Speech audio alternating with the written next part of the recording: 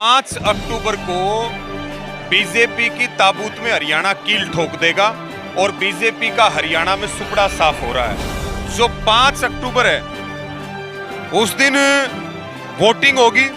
8 अक्टूबर को रिजल्ट आएंगे कि हरियाणा की जनता बीजेपी और जेजेपी का पुंजड़ पाड़ कर लांडा करके भेजेगी। वो हरियाणा की तरफ कभी दोबारा मुंह करके नहीं देखेंगे जी। यहां तक कि दुष्यंत चौटाला जिन्होंने चौधरी देवीलाल की आत्मा की हत्या कर दी, वो उचाना में चौथे 5वें नंबर के ऊपर उनका स्थान आएगा। दिन 2-2, 3-3 बड़े कार्यक्रम हम एक जिले में कर रहे हैं और उसमें अपील कर रहे हैं कि अब की बार जो वोट की चोट है वो इन संघियों के, भाजपाइयों के खिलाफ, किसानों के हत्यारों के खिलाफ हो, ताकि 8 अक्टूबर को जब रिजल्ट आए तो 750 शहीद किसानों को हम सच्ची श्रद्धांजलि दे सकें। पहलवानों का भी आप उत्पीड़न इस सरकार में हुआ, पहलवानों ने अपनी आवाज भी उठाई, कुचली गई जंतर मंतर पे, और अब विनेश फोगाट राजनीति में आ गई है, जुलाना से विधानसभा चुनाव लड़ रही है।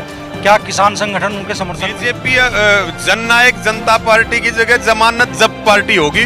मैं आपको दावे के साथ कहता हूं, हरियाणा में 90 की 90 सीटों पे वो किसी में भी जमानत भी नहीं बचा पाएंगे। दुष्यंत चौटाला चौथे 5वें नंबर पे। चंद्रशेखर आजाद को कहना चाहते हैं कि भाई हरियाणा में आए तो सावधानी से आना, क्योंकि आपने जो कुकर्म किया है, जेजेपी के साथ मिलकर गठबंधन किया है, हरियाणा की जनता में आपके प्रति बहुत रोष है। आपके ऊपर 1000 सवाल उठ रहे हैं और लोग ये कह रहे हैं कि चंद्रशेखर आजाद भी बीजेपी का एजेंट बनकर के भारतीय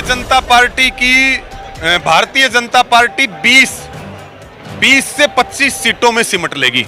बस इतना ही है उनका काम।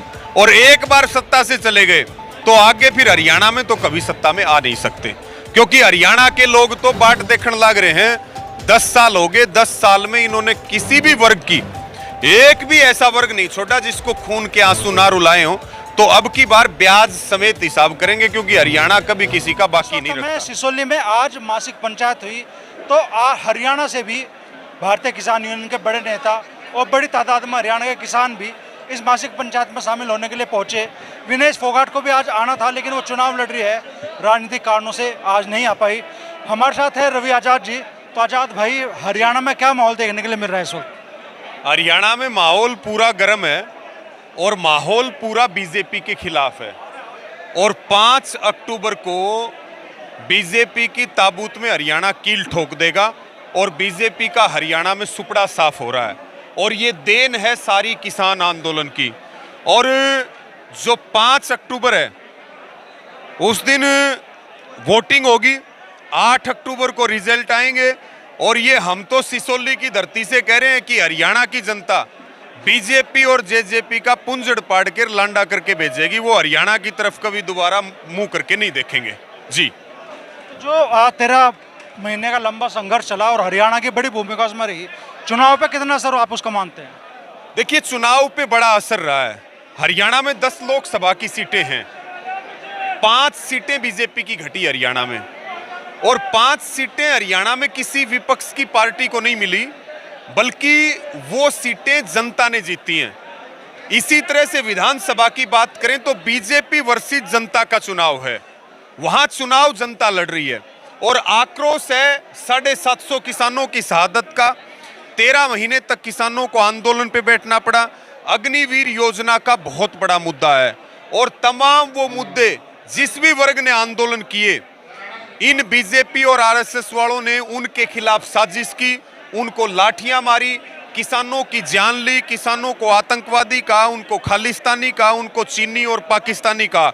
और ये ऐसे जितने लोग हैं, जैसे कृषि मंत्री रहे पहले जेपी दलाल जो हरियाणा के वित्त मंत्री हैं, आपको ध्यान है, और भी बीजेपी जेजेपी के तमाम नेता हैं, यहां तक कि दुष्यंत चौटाला जिन्होंने चौधरी देवीलाल की आत्मा की हत्या कर दी, वो उचाना में चौथे 5वें नंबर के ऊपर उनका स्थान आएगा। यानी कि जनता चुनाव लड़ रही है, आंधी बीजेपी के खिलाफ है और निश्चित तौर पे हरियाणा में बड़ा झटका बीजेपी के लिए है। और उसके बाद आगे के राज्यों के जो चुनाव हैं, निश्चित तौर पे ये भाजपा के लिए एक तरह से आप कह सकते हो कि अब वो लगातार अपने खात्मे की ओर बढ़ रहे हैं जी।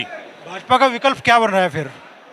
देखिए, हमारा जो मुद्दा रहता है अमरीश भाई, हमारा मुद्दा रहता है कि आप बीजेपी के खिलाफ वोट करें। बहुत सारी और भी पार्टियां हरियाणा में चुनाव लड़ रही हैं, लेकिन कहीं ना कहीं ऐसा लग रहा है वो बीजेपी की मदद कर रही है इनडायरेक्ट रूप से। यानी कि सब जो है वो मिले हुए हैं पर्दे के पीछे। बहुत सारी सीटों पे तो बीजेपी ने इंडिपेंडेंट कैंडिडेट उतार दिए, अपना प्रत्याशी डम्मी उतार दिया, अपना मजबूत जो प्रत्याशी था उसको वहां पे इंडिपेंडेंट उतार दिया। पीठ पीछे बहुत सारी पार्टियों के साथ उन्होंने हाथ मिला लिया।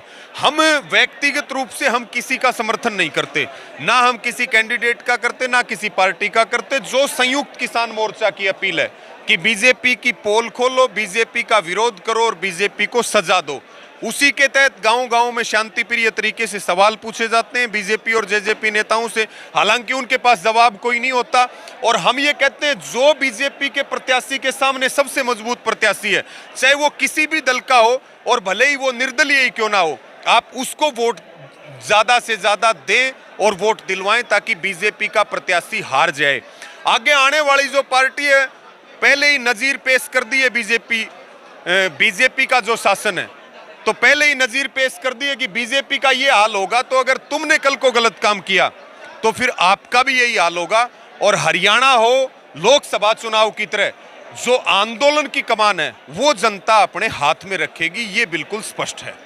तो क्या किसान संगठन भारतीय किसान यूनियन इस पूरे चुनाव के दौरान कोई बड़ा मूवमेंट चलाओगी या कोई बड़ी महापंचायत बुलाएगी ताकि कोई साफ संदेश किसानों के बीच में दिया जा सके? हम क्या कर रहे हैं, हरियाणा में 90 विधानसभा हैं और अब तक लगभग आधे से ज्यादा कवर किए जा चुके हैं। बाकी हम 3 अक्टूबर तक कवर करेंगे और हर दिन 2-2, 3-3 बड़े कार्यक्रम हम एक-एक जिले में कर रहे हैं और उसमें अपील कर रहे हैं कि अब की बार जो वोट की चोट है वो इन संघियों के, भाजपाइयों के खिलाफ, किसानों के हत्यारों के खिलाफ हो, ताकि 8 अक्टूबर को जब रिजल्ट आए तो 750 शहीद किसानों को हम सच्ची श्रद्धांजलि दे सकें।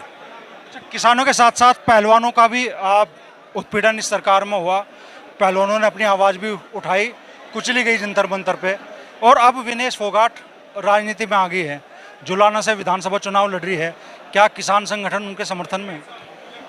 देखिए, अगर हम बात करें बहन विनेश फोगाट की, तो वो देश का गौरव हैं।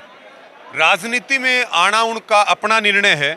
जब बबीता फोगाट राजनीति में आ सकती है, जब अजय मिश्रा टेनी राजनीति में आ सकता है, या बहुत सारी लंबी लिस्ट है जिनका हम नाम ले सकते हैं, तो विनेश फोगाट ने राजनीति में आकर के कोई गलत काम नहीं किया है। वो उनका अपना निर्णय है और निश्चित तौर पे वो देश की बेटी हैं। तो आप मान करके चलिए कि जहां से वो चुनाव लड़ रही हैं जुलाना से, वहां पर उनको आशीर्वाद के रूप में बड़ी जीत के साथ वहां की जनता उनको जिता करके भेजेगी। लेकिन वही बात मैं आपको बता रहा था कि हम ना तो किसी का माइक शेयर करते, ना किसी का मंच साझा करते। हमारा काम है आंदोलन का और संगठन का, वो हम करते रहते हैं और वो निरंतर हमारा जारी रहेगा। जी, तो भाजपा के साथ जो पार्टी गठबंधन में रही जेजेपी, उनकी स्थिति क्या देख रहे हैं आप हरियाणा? वो होगी जमानत जब्त पार्टी। जेजेपी जननायक जनता पार्टी की जगह जमानत जब्त पार्टी होगी।